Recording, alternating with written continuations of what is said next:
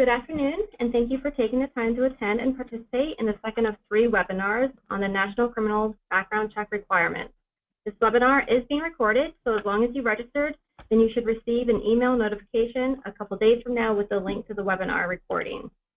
Also, there will be a master slide presentation that will be shared after the webinar series that will contain much of the same information.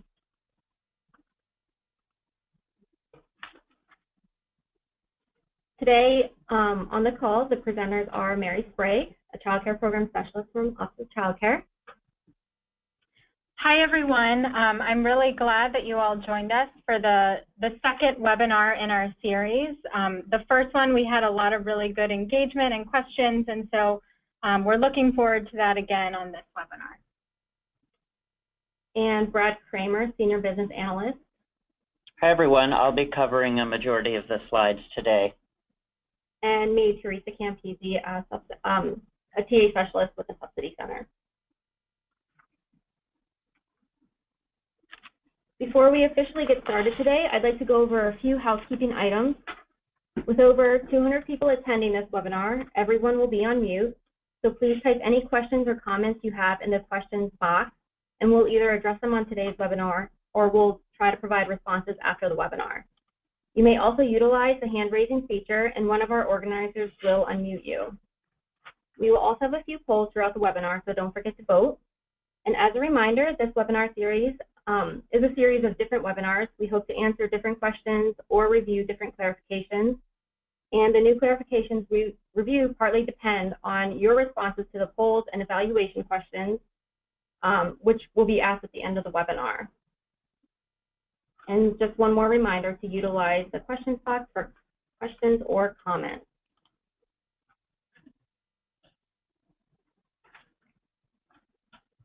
This is just a quick reminder that during the first webinar, we introduced the draft of the Childcare Subsidy Criminal Background Check contact list. This list was created to ease the burden of finding other states' contact information, but we need your help to keep the contact list updated and ensure accuracy.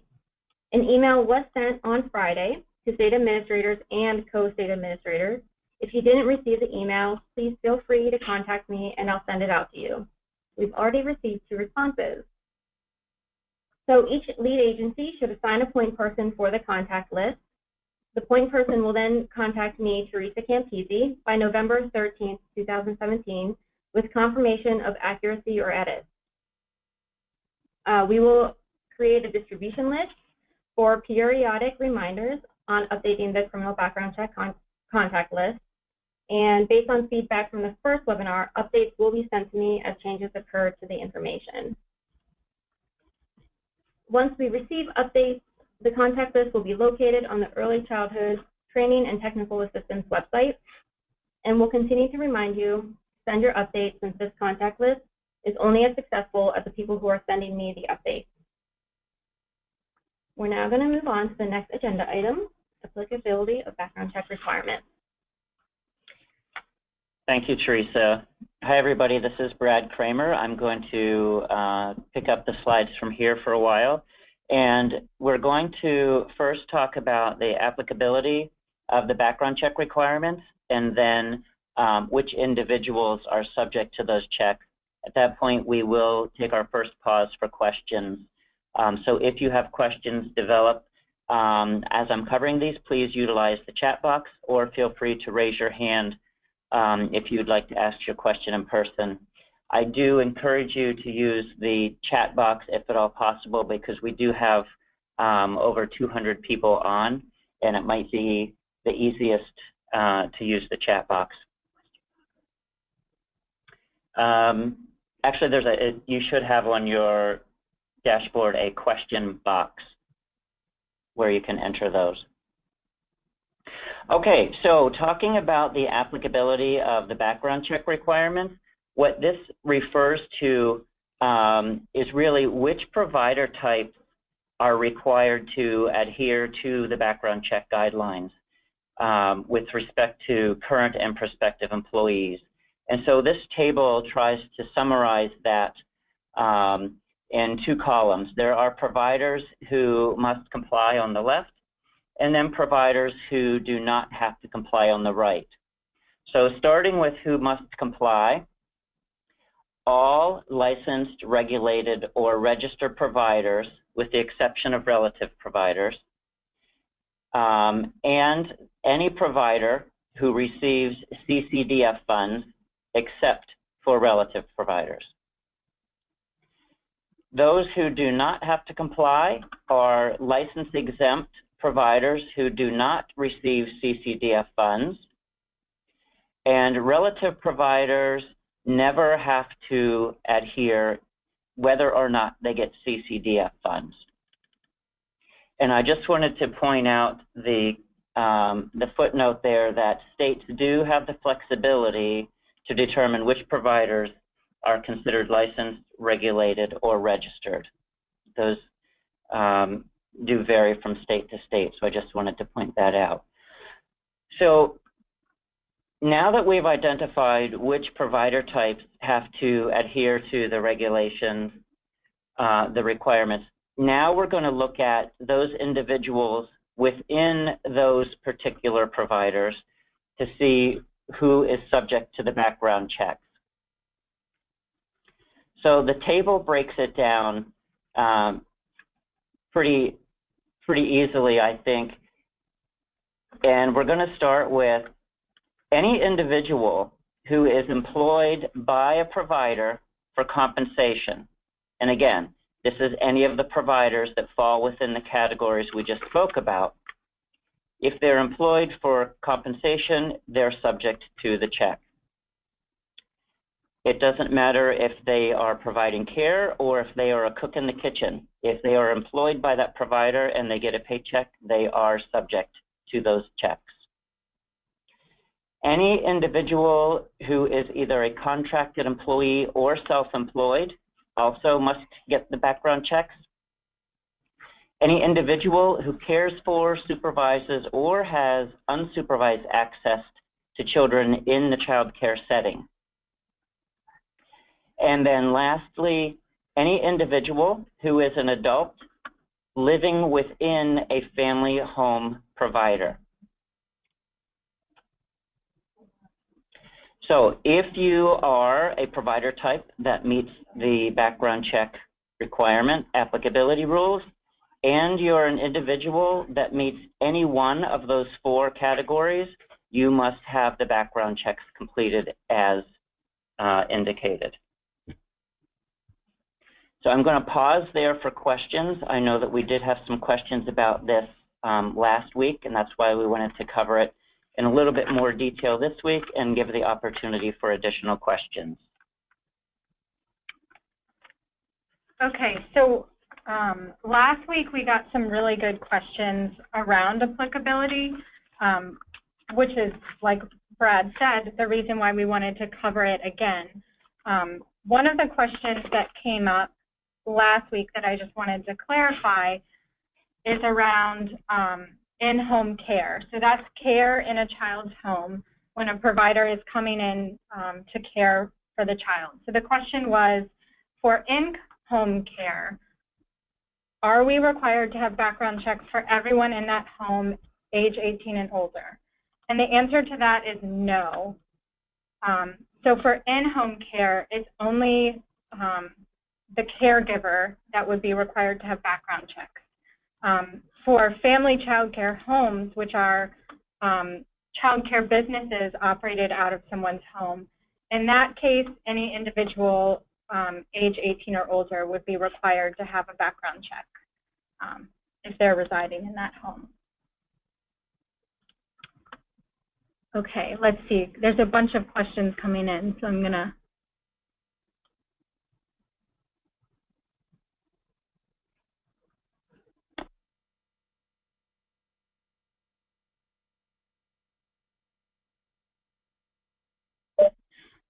Okay, so here's one that came up last week, but I think is probably good to address again.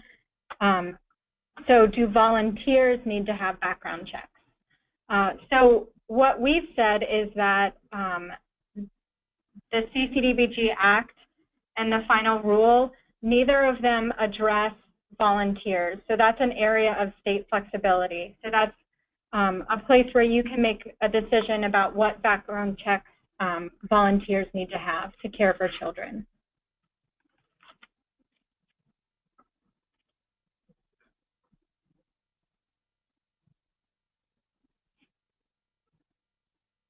So there's a couple questions here about how this requirement applies to employees that are not caring for children, particularly in child care centers. So the answer to that is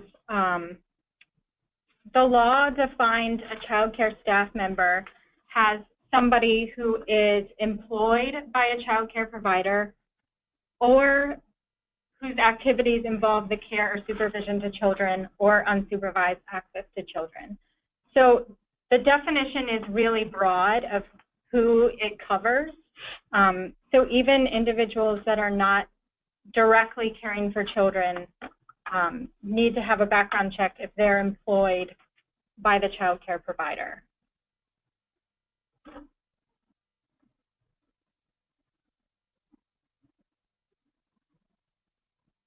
Okay, so here's another question about a follow-up to care in the child's home. So when there's an in-home child care situation, which is when the caregiver is coming to the child's home to provide care, only that caregiver would need a background check. Hopefully that clarifies that.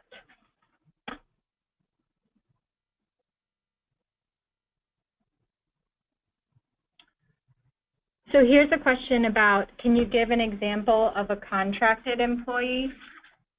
So we added the terms contract employee or self-employed individuals to the definition of child care staff member. And we added those in because the definition is really written with center-based child care providers in mind. And so we wanted to add some language that would speak more to family child care providers, which is why we added both of those in.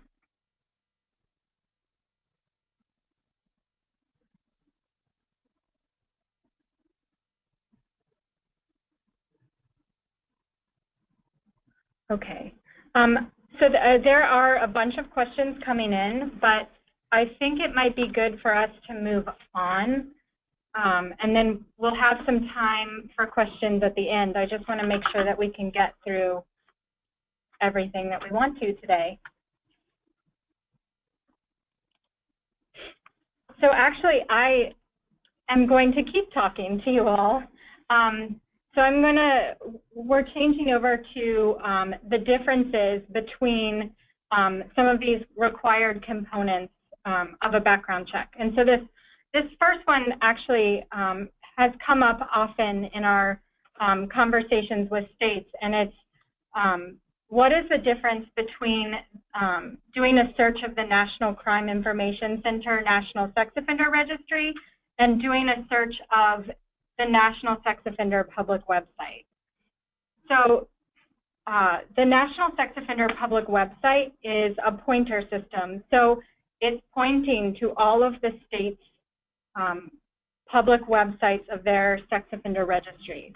But the National Crime Information Center National Sex Offender Registry, which we refer to as NSOR, is something different. So that's actually a file that's maintained by the FBI, and that has information that states have submitted to the FBI to that registry. So the requirement from the law, and that we clarified in the rule, is to perform a separate name-based search of the NSOR. So I know that you all have been talking to your state criminal justice folks, and oftentimes what we hear back from them is that we're already searching the NSOR, so we don't need to do a separate name-based search. So the reality is, when you are doing an FBI fingerprint check, you are also performing a check of the NSOR, but you're only checking those cases that have fingerprints attached. And there are a small number of cases where there's only name-based information, and that's due to a number of different reasons. Sometimes fingerprints were rejected, or they weren't, people weren't fingerprinted at the time of their arrest. So those small number of cases can only be accessed through a name-based search, which is why we're requiring a separate name-based search of the NSOR. We also recently, just last week, sent out an announcement about a program instruction that we released on the NSOR. And so I think Teresa is going to bring that up.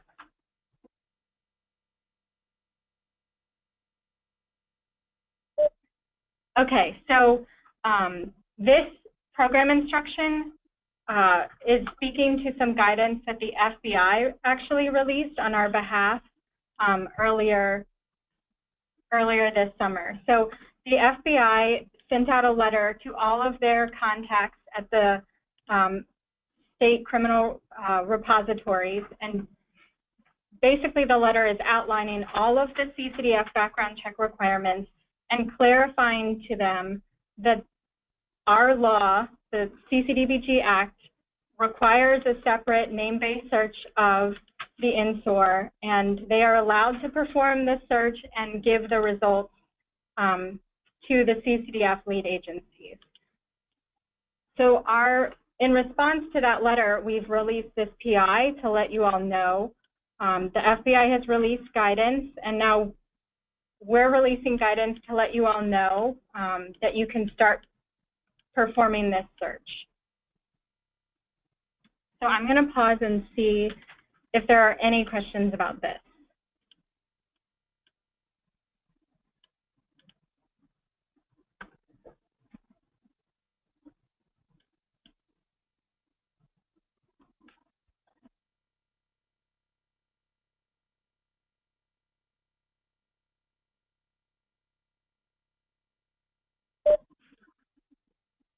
So how is the FBI responding to states that cannot run a check of the NSOR? Oh, sorry, it's jumping around. So how is the FBI responding to states that cannot run a check of the NSOR without including other NCIC data on the response? So this is probably a question that's best addressed by the FBI. In their letter, what they do is they clarify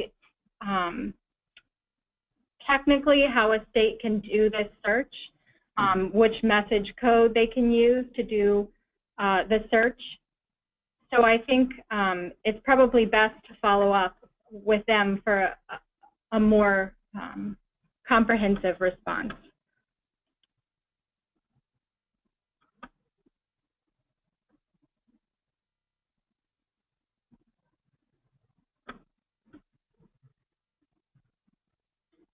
So here's a question, are childcare center directors able to access the information for the NSOR? So the answer to that is no. So, and there's a number of different reasons for that, but the way that the CCDBG Act lays out the background check requirements, states are required to perform these searches and then determine whether the individual is eligible or ineligible. And so once they've made that determination, they send center directors or child care providers, they send basically a red light, green light response. So yes, that individual is eligible, or no, the individual is not eligible. And then they also follow up separately with the individual if they're ineligible and let them know each disqualifying crime and give them an opportunity to appeal. So the center directors will not have access to any of the disqualifying information.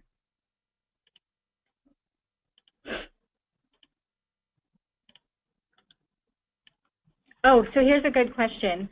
Has any consideration been given for additional extension to the NCIC NSOR requirements? So I'm glad you asked that, because in the program instruction, we do address that. So states are given until September 30th of 2018 to implement the NSOR check.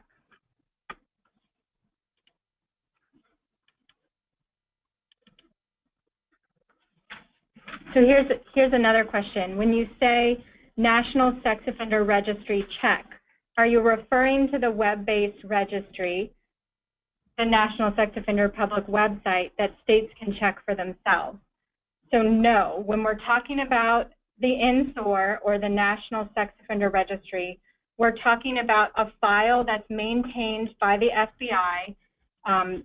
Law enforcement have access, but it is not a public file. So the National Sex Offender Public website points to state public websites, but it is not, checking that website does not satisfy the requirement to check the National Sex Offender Registry. Okay, so there's more questions coming in, but I think I'm going to turn it back over to Brad, and we'll have some more time at the end. Thank you, Mary.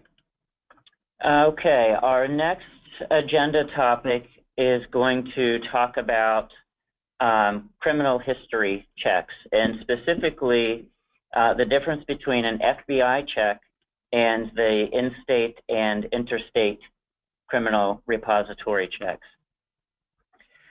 So just to provide a few clarifying points here, the FBI fingerprint check provides access to a national criminal history record information across state lines on people that have been arrested for felonies and some misdemeanors under state, federal, or tribal law.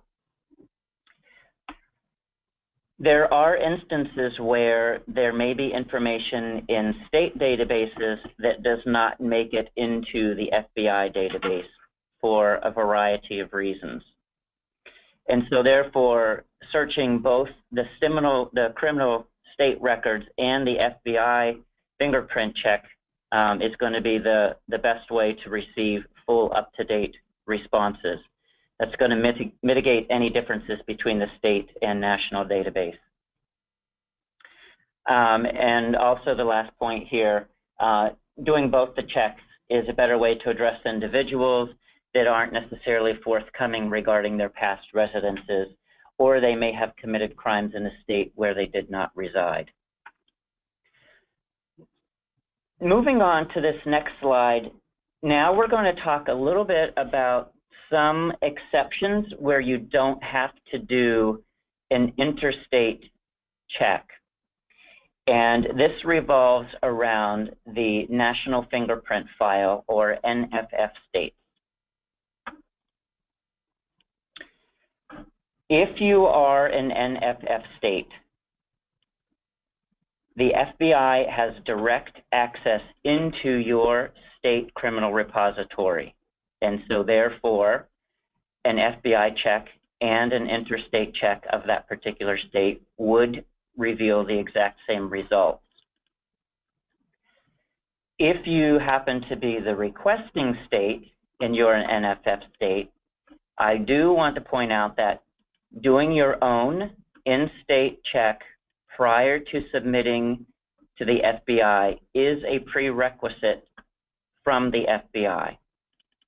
Even though they have access to your database and would be checking it as part of their national check, in order to limit the volume of requests coming in, they want NFF states, as the requesting state, to run their own in-state check first.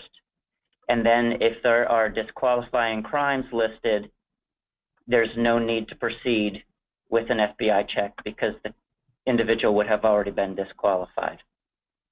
We'll talk about that a little bit more, but let me direct your attention now to the actual points on the slide, and then I'm going to give you some real-life examples. So speaking specifically about the requesting state, and that's typically the state of residence of the prospective employee. Participating in the NFF program does not prevent the need for your own in-state criminal history check. And as I mentioned, the FBI requires the requesting state to conduct their own prior to submitting the FBI check. Now, when we're speaking about responding states or those out-of-state checks, the FBI check alone satisfies the need for the interstate check as well as the national FBI check. And the reason for that, again, like I said a few minutes ago, is when the FBI conducts their national check, they will look directly at those states' individual state criminal history databases as part of their check. So that brings us to a slide with a table on that hopes to summarize this a little better. On the left-hand column, we see the various components of background checks. And then we have a column for which states that happen to be participating in NFF must complete, as well as the last column, states not participating in NFF must complete. And I just want to point out here that this slide, this table has been updated recently with some newly learned clarification from the FBI. And that clarification specifically is about that prerequisite in-state check that I mentioned a few moments ago. So, every instance requires an FBI check and a National Criminal Information Sex Offender Registry check and an in-state criminal repository check using the fingerprints. That's whether you're NFF or not.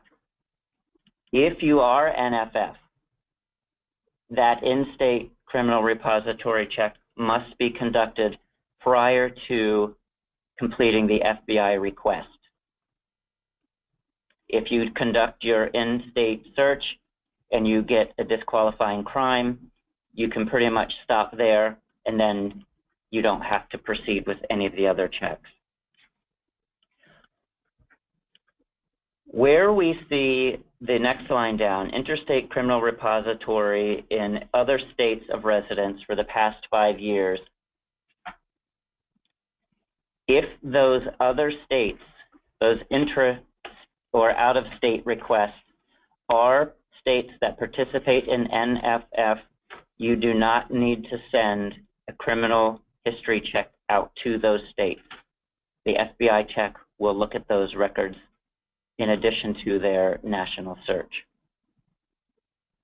So those are only required for states that are non-NFF. There are no exceptions to the sex offender registry or the child abuse and neglect registries. Those are always still required. So who are the NFF states? This map gives us a breakdown of which states are participating in the National Fingerprint File. The states you see in purple are the ones where they are participating, and the FBI has direct access to each one of their individual state databases for the check. So again, if you are the requesting state, whether you are NFF or not, you've got to conduct your own in-state check. If you're doing it because you're NFF, it's a prerequisite for the FBI to then accept your request. And if you're not NFF, it's the only way to search directly into your database. I'm going to give you a few examples in hopes of heading off some of the questions that may be coming in, but still feel free to enter your questions in the question box, and we'll pause after the examples for further clarifications.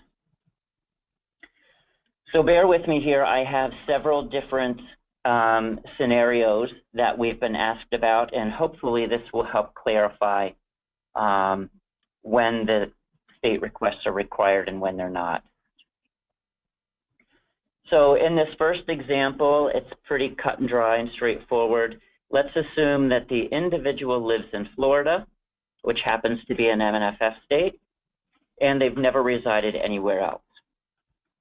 For the state of Florida, the in-state criminal history check is required, even though it's an NFF state, again, because the FBI requires that as a prerequisite to submitting a national check.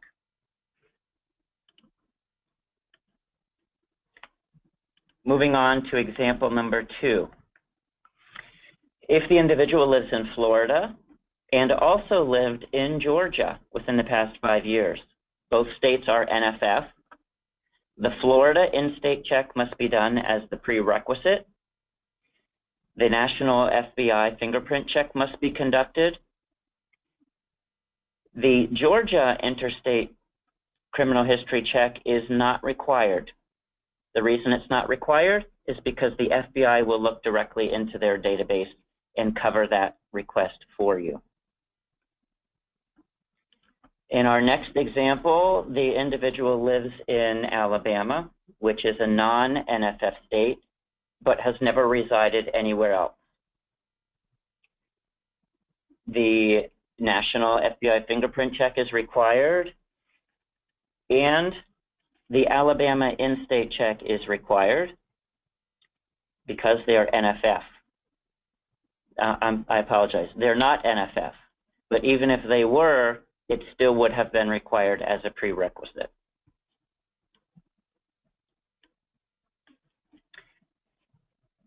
The last 2 examples before we pause for questions.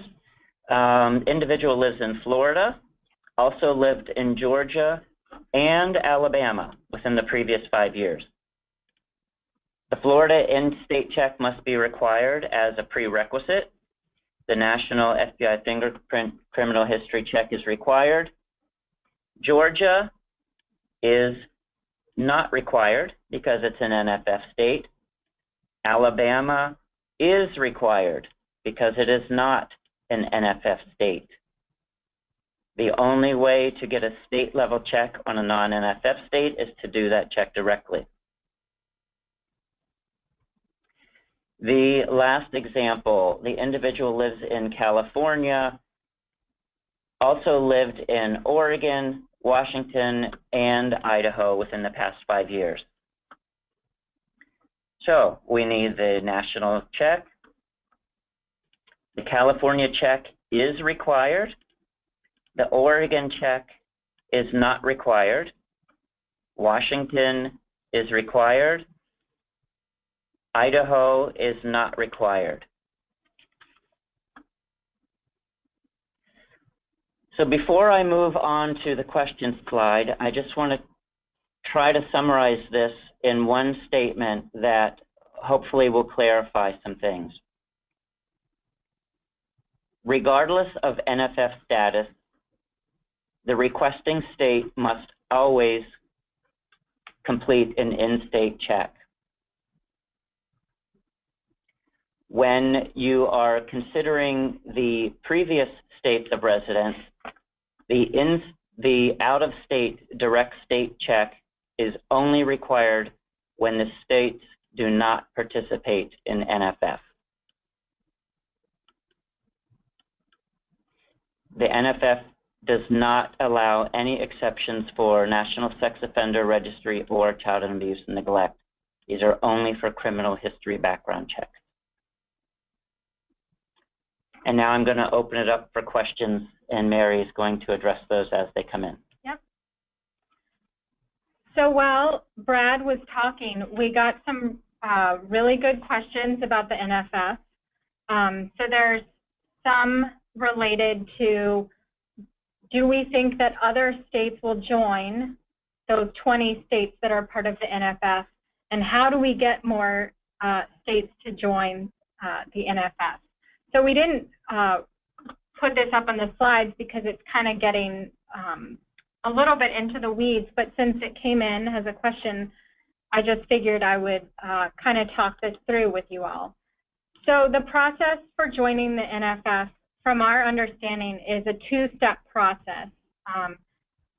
So the first step would be for the state to join the FBI Compact Council, and so that involves passing legislation to ratify the FBI Compact.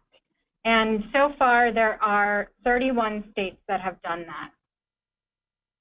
Of those 31 states, 20 have taken the next step, which is to make changes in the state's IT systems to better interface with the FBI. So that's the second step. So the first step is passing legislation, and the second step is a financial investment into your IT systems. We've been talking with the FBI because it seems like having more states be part of the NFF would make these interstate requirements, at least the requirement to do interstate checks of the criminal repository, would make that easier. And they have told us that there are states working on joining.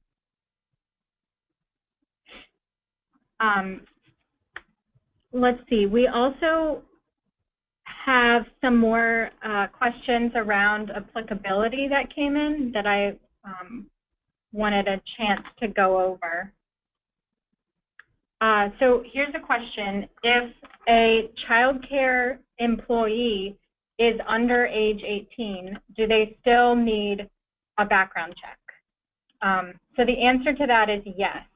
If they're under age 18, but they are employed by the child care provider, or their activities involve the care or supervision of children, then, or unsupervised access to children, then yes, they need a background check. We also got a couple questions about construction workers or plumbers that may come in to do some work for the child care provider. So do those individuals need a background check? So the answer to that is no. So that's an area of state flexibility, and the federal requirements do not apply to like the plumber who's coming in to do just some short-term work. So what about other people that are coming in to the child care provider? So there's a question about speech therapists or other individuals that are coming in to work with kids. So we actually have this question up on our website as part of our frequently asked questions. But the short answer is the law defines a child care staff member to be somebody who's employed by the child care provider or whose activities involve the care or supervision of children or unsupervised access to children. States have the flexibility to decide whether or not those individuals, like speech therapists, fall under that definition or not. So there's some state flexibility there. Okay. So here's another one about, there's a bunch of questions around applicability. So for a family child care provider, how soon after an individual turns 18 do they need a background check? So this is also an area of state flexibility. Neither the law nor the rule addresses the exact time that that individual needs a background check. So there's some flexibility in the timing there. Okay. Let's see. So we have a question about the turnaround time for these checks. So the question is, how long typically do these checks take to come back? So this really varies state by state, but we've spoken with the FBI about this, and when an FBI fingerprint check goes through, their turnaround time is typically less than 24 hours. So it can be pretty quick. Okay. So I'm just scrolling through to see some of the other questions that have come in.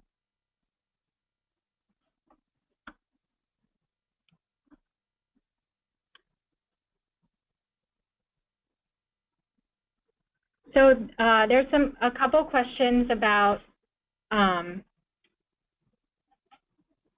individuals that reside in one state and work in another. So the example is somebody in Massachusetts living in Rhode Island. So the way the law and the rules speak about this is the state where the individual resides, so where they live. So you're required to do in-state checks of the state where the individual resides.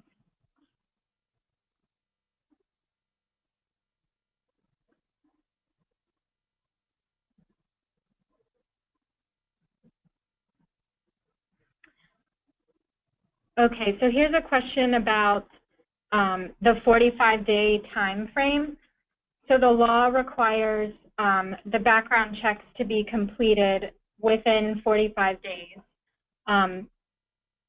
And we've given states flexibility to decide what to do at the end of that 45 days. So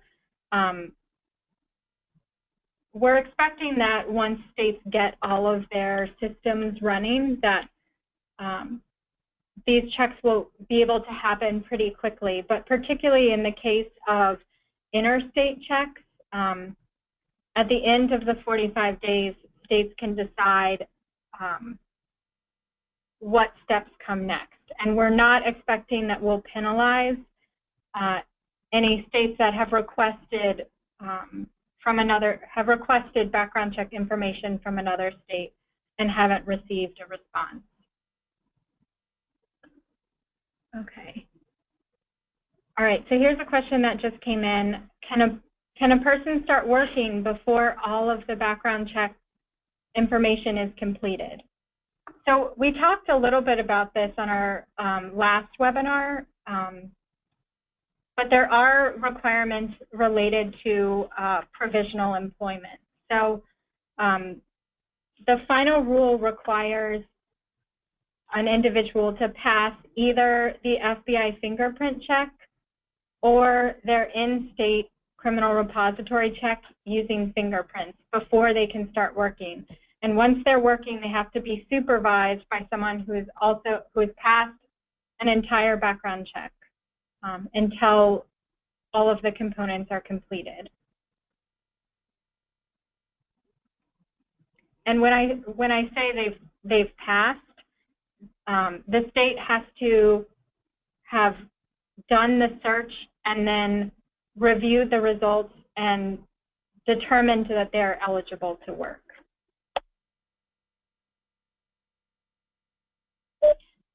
So this is actually a really hot topic, and we get questions about this all the time. So we're planning a whole nother webinar probably in December that will address this issue and kind of go more in depth on what the requirements are and kind of do some brainstorming about what we can do to help people get to work.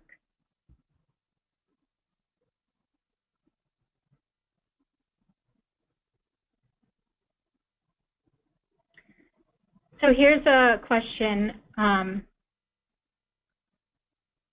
Why is it required to run background checks on employees under the age of 18?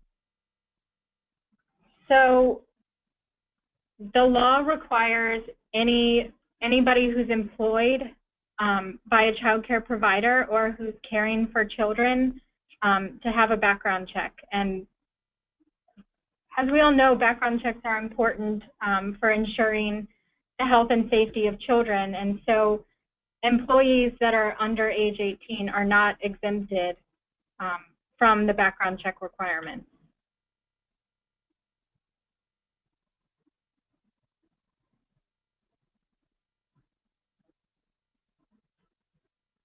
Okay, I'm just scrolling through to see if we have any other questions.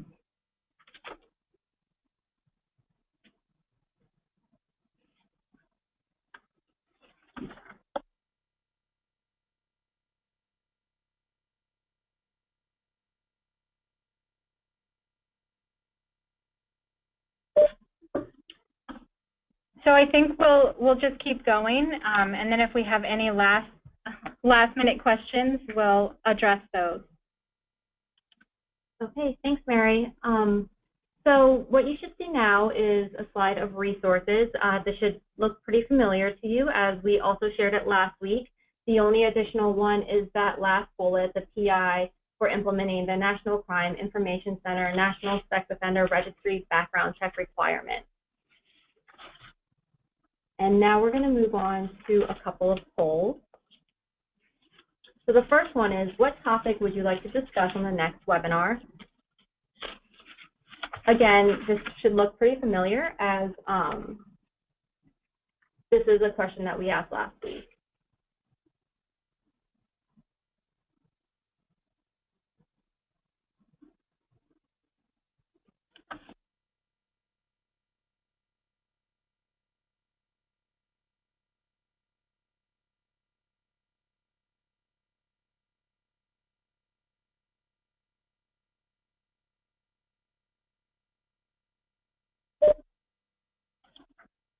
Okay, I'm going to close the poll and show the results. So it looks like disqualifying results came in the lead with 61%, then Head Start versus CCDF requirements at 46%, prospective staff members at 41%, 18% on more clarification on today's clarification. So the next poll we have, do you have a best practice you'd like to share with the group?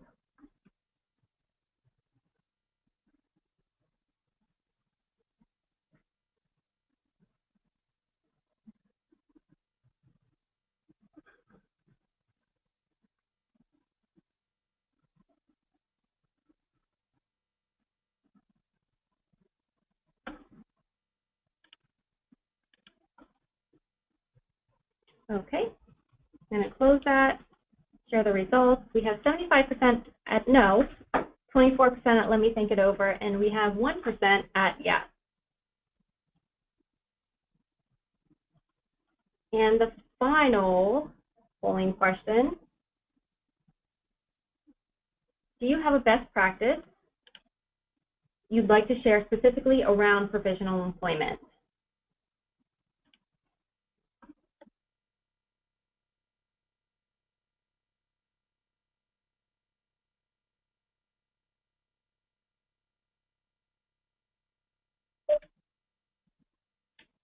If you do have something specifically around provisional employment, you can type something in whenever you type in the question box. You can also email me directly, which my email address has been given out several times, or whenever you get the evaluation at the end of this webinar, you can also type in a response at that point. Some ideas you may want to consider. How has your state overcome the requirement for not hiring someone until after they receive either their FBI fingerprint or their in-state fingerprint check? Has your state had to work with an FBI-approved channeler for fingerprints to increase the number of fingerprint sites throughout your state? Or what policies has your state had to change to become compliant with this requirement?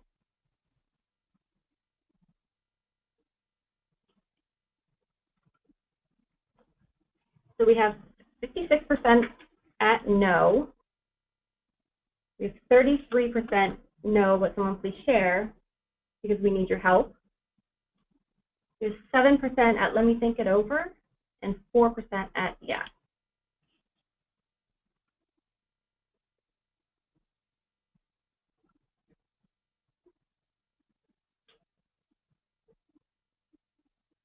So at this time, we would like to thank you for attending our webinar, and I believe Mary will address a couple more questions while we wait for the webinar to be over.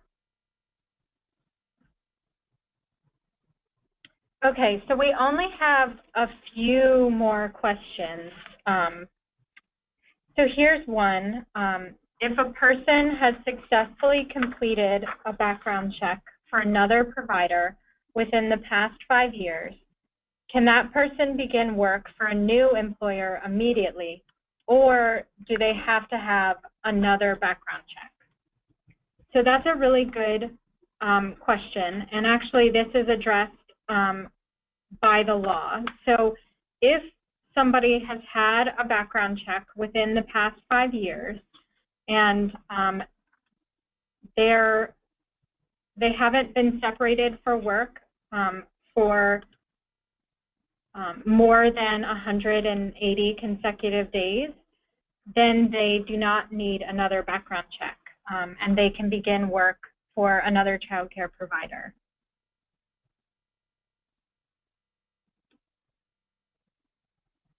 Let's see.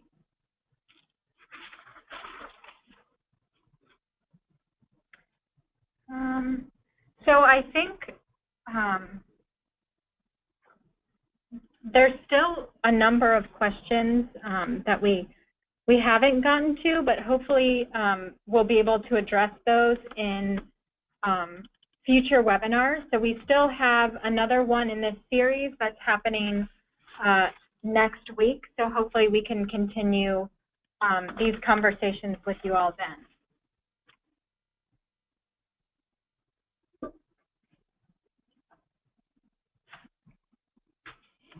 Okay, well, thank you again for participating in the webinar and attending. We do hope that you were able to have some of your questions answered, and we definitely look forward to hearing about any other questions that you may have at this time. Thank you.